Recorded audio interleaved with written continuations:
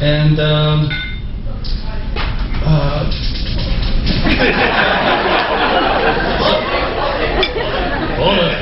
unfortunately, per my parents' instructions, we're supposed to keep Canada secret.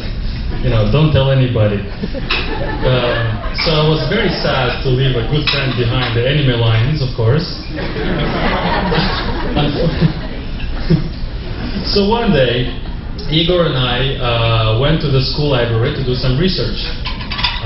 And Igor, as usual, finds a fascinating book on history, while I decided to do some research on Canada. I didn't expect Igor to be suspicious of me, but to my surprise, he suddenly asked, "Vadim, are you looking at Canada's economy and climate?"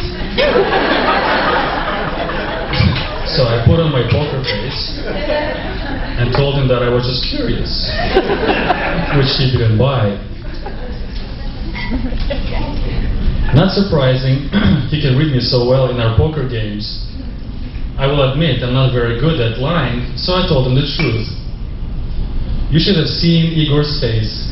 In shock he replied, in Hebrew, "Be'emet, אנחנו גם עוזבים לקנדה," which in English means, "Are you for real? We're moving to Canada too."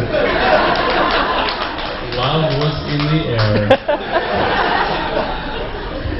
Now, there was a small problem. Canada is huge. Is it? Really? Yeah. What are the chances we'll end up living close to each other? Or even in the same city? Well, from that day, I am a believer in small chances.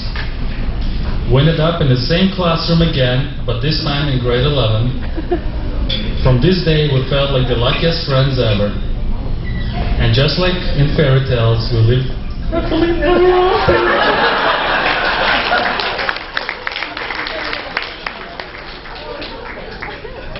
I've been asked to keep the stories about Igor clean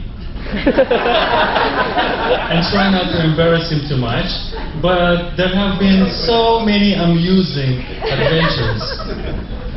How many of you have been to a baseball game? Go Blue Jays! Well, I don't share the same thing.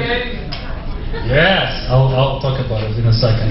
Well, you probably noticed that it is very boring and awfully quiet in the baseball games. Of course, until Igor shows up there. You see, Igor and I are used to crazy soccer games. Because we cheer and it's like crazy. So with this in mind, first time we went to see a baseball game, Igor became a real Blue Jays fan. He was cheering the way we used to, screaming and swearing at the other team every chance he got. Aside from being embarrassing sitting beside him, security had to warn him not to be so loud. Not surprising that after a few more warnings, we were forced to finish watching the game at the local bar. My point is, Igor is always up for a laugh and loves life to the max. With Igor, life is full of and exciting. Thank you for the great times. But there is more to Igor that just meets the eye. The invisible one.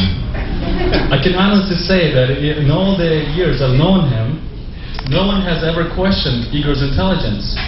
In fact, I've never heard anyone even mention it. Igor is also very classy. See, he drinks wine. He thinks he's classy. When we had an evening of music and drinks in our house recently, I asked whether he had any Rachmaninov. Igor replied he didn't have any vodka, only beer. But on a serious note now, thank you everyone who has contributed and made Igor and Natasha's days so wonderful. So to wrap this up, I'd just like to say that marriage is not about finding someone you can live with, someone you can live without. I wish best of luck to both of you. I hope you have a long and happy future together. And thank you, Igor. It has been an honor and a privilege to be a best man today. Ladies and gentlemen, thanks for not falling asleep. And may I ask you to raise your glasses to Igor and Natasha, to their happiness, health, wealth, and good fortune, to the happy couple. Salute, на здоровье, Igorka.